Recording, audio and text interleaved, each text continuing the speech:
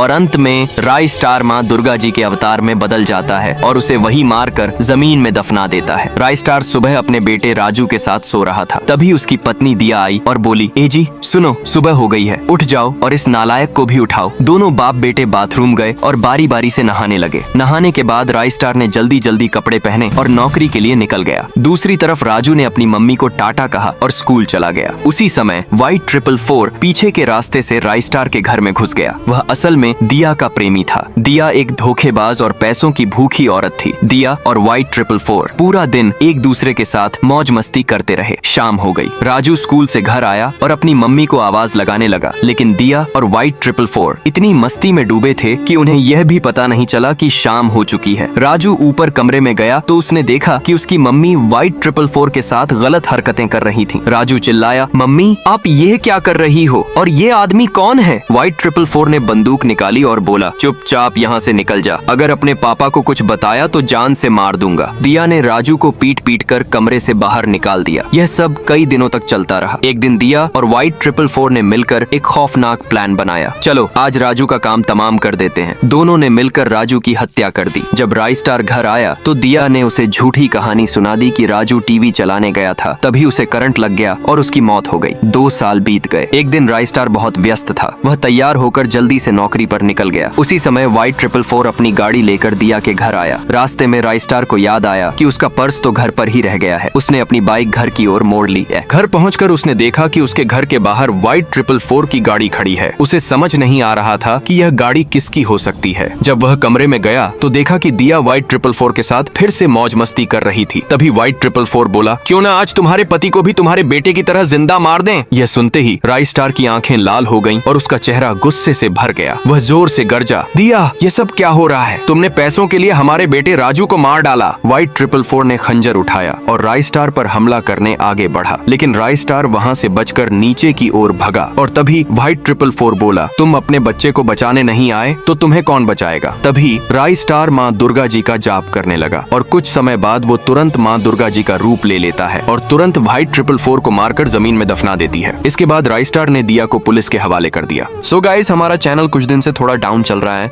तो प्लीज एक लाइक और एक सब्सक्राइब करके अपने भाई को सपोर्ट दिखा देना।